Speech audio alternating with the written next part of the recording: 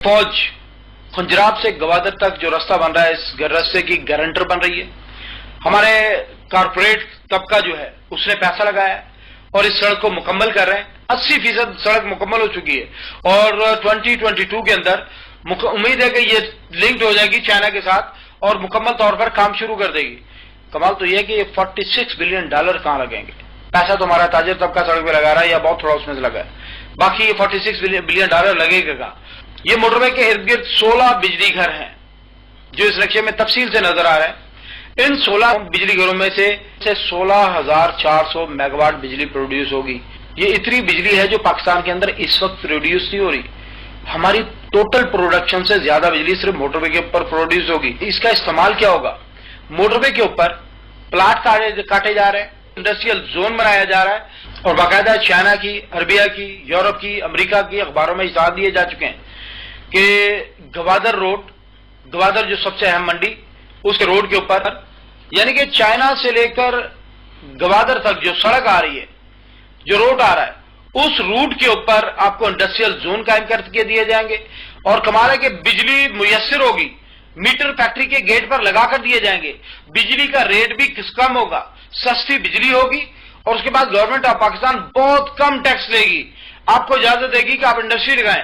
और सबसे बड़ी बात यह है, उनको सबसे बड़ी अपॉर्चुनिटी यह दिखाई गई है कि पाकिस्तान 20 करोड़ इंसानों का मुल्क है, ह्यूमन रिसोर्स से रिच है, भरपूर तवानाई है इसके अंदर। पाकिस्तान की आबादी कम नहीं है। आपका लाहौर डेनमार्क से 3 गुना बड़ा है।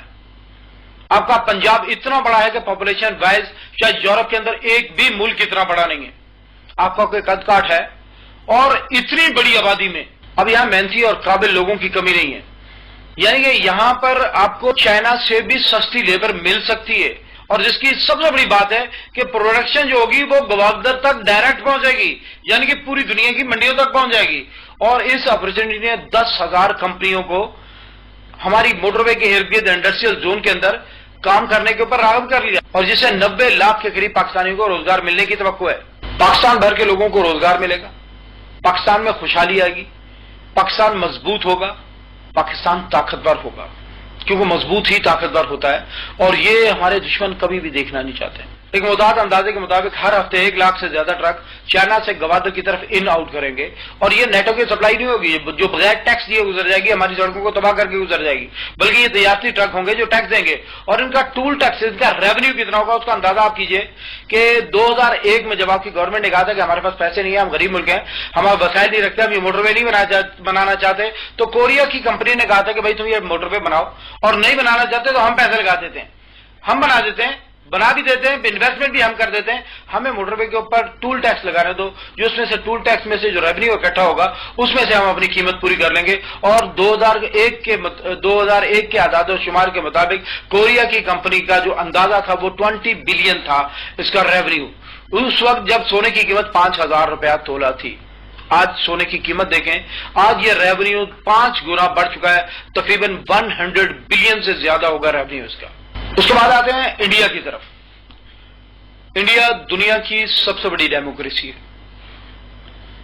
1.34 बिलियन इंसानों का मुल्क है। चाइना से सिर्फ 4-5 करोड़ आबादी कम है इसकी और एक अंदाजा है कि 2025 में इंडिया की आबादी चाइना को क्रॉस कर जाएगी और इंडिया दुनिया का सबसे बड़ा मुल्क बन जाएगा।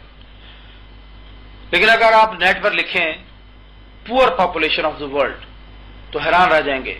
वहां जो आपको तफसील मिलेगी वो ये होगी कि दुनिया के सबसे ज्यादा नंगे भूखे लोगों का मुल्क इंडिया है।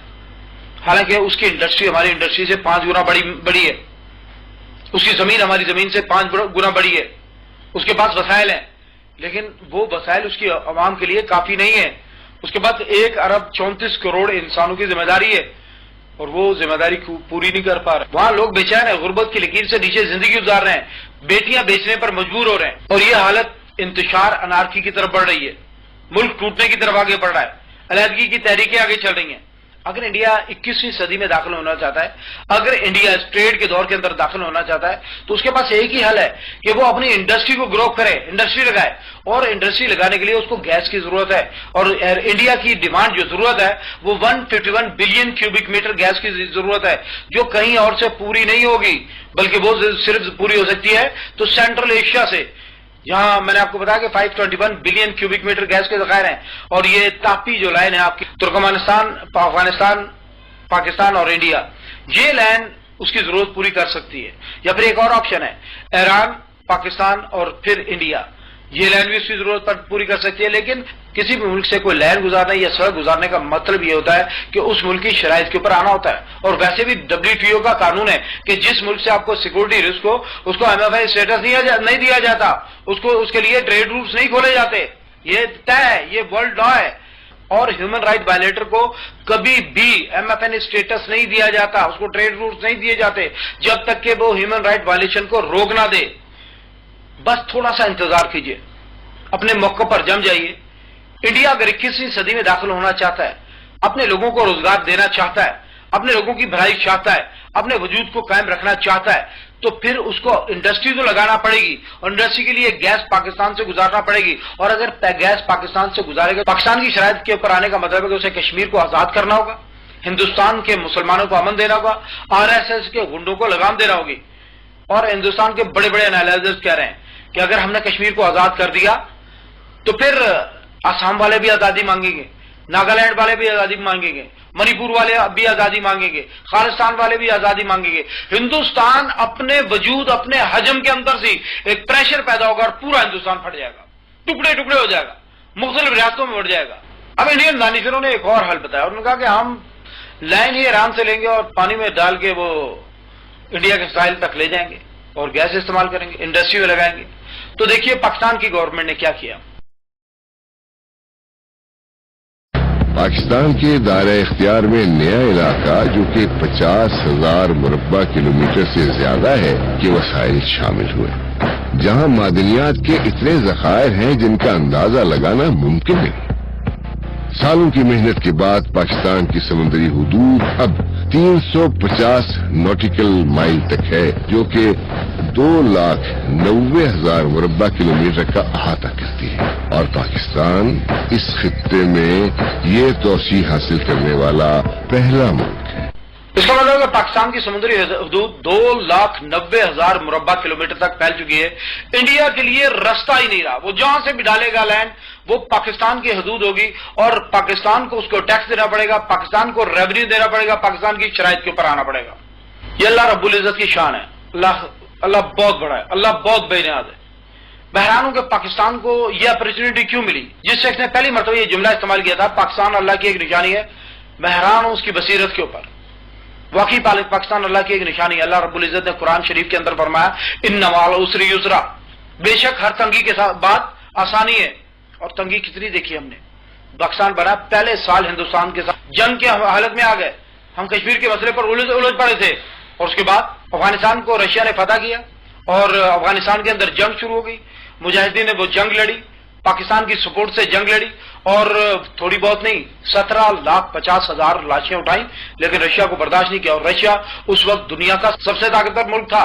51 لاکھ فوج تھی اس وقت رشیا کی، 1,700 انٹر کانٹیننٹل بیلسٹک میزائل پوری دنیا کو اپنے نشانے پر لیے ہوئے تھے. اور رشیا وہاں سے نکل گیا، شکست ہو گئی، اس کے ٹکڑے ٹکڑے ہو گیا. اس کے بعد امریکہ داخل ہوا افغانستان کے اندر، اور اس امریکہ کی فوجوں کو انڈیفیٹیبل فورسز کہا جاتا تھا، وہ فوجیں جن کو شکست سے نہیں دی جاتی. بڑے بڑے انالائزرز کہہ رہے تھے کہ امریکہ کی ملٹری مشین اتنی بڑی ہے کہ پوری دنیا کی فوجیں اگر اکٹھی ہو کر امریکہ کے ساتھ جنگ کرنا چاہیں تو امریکہ کو شکست نہیں دے سکتے. اور امریکہ نے افغانستان میں اپنی تاریخ کی، امریکہ کی تاریخ کی سب سے لمبی جنگ لڑی اور دنیا کی تاریخ کی سب سے مہنگی جنگ لڑی. لیکن کمال ہے، امریکہ افغانستان سے شکست کھا کر نکل رہا ہے اور انڈیا کو وہاں پھنسا رہا ہے. اب انڈیا کی باری آ جائے گی. اور کمال ہے، دہشت گردی کے خلاف جنگ پوری دنیا میں لڑی جا رہی ہے. فرانس بھی جنگ لڑا تھا دہشت گردی کے خلاف. فرانس نے یورپی پارلیمنٹ سے یہ قانون منظور کروایا تھا کہ اسرائیلی سیٹلمنٹ کا سامان یورپ کے اندر فروخت نہیں ہوگا. لیکن ایک کاروائی ہوئی فرانس کے اندر، وہ ہوٹل کے اندر چند درجن لوگ مارے گئے اور فرانس سرنڈر کر گیا. وہ اسرائیل کے ساتھ جا کر کھڑا ہو گیا. اس نے کہا ہاں، اس نے کہا نہیں ہم اسرائیل کے ساتھ ہیں، اور مسلمانوں کے خلاف کارروائی شروع کر دی. لیکن کمال ہے، اور اس دہشت گردی کے خلاف جنگ کے اندر ہم نے کیا نقصان کیا؟ ہماری عورتوں کے بازاروں میں دھماکے ہوئے، ہماری مسجدوں میں دھماکے ہوئے، ہمارے GHQ میں دھماکے ہوئے، ہمارے 60,000 سے زیادہ لوگ مارے گئے. لاہور میں اپنے بچوں کا قیمہ ہم نے اکٹھا کیا، ہم نے بہت تکلیف اٹھائی، بہت تکلیف اٹھائی. اور اللہ کی قسم یہ دنیا کی سخت ترین قوم ہے جس کی اللہ رب العزت نے اس انداز میں تربیت کی ہے، ہر آزمائش سے گزارا ہے اس کو، اور اللہ تعالیٰ نے اس کے بعد یہ تحفہ ہمیں دیا گوادر کا کہ ہاں تم اس قابل ہو، اس کو سنبھال سکتے ہو۔ اور ہمارے دشمن بے چین ہیں، وہ اس کو برداشت کرنے کو تیار ہی نہیں ہے۔ گوادر پروجیکٹ کے اوپر ان کی جان نکل جاتی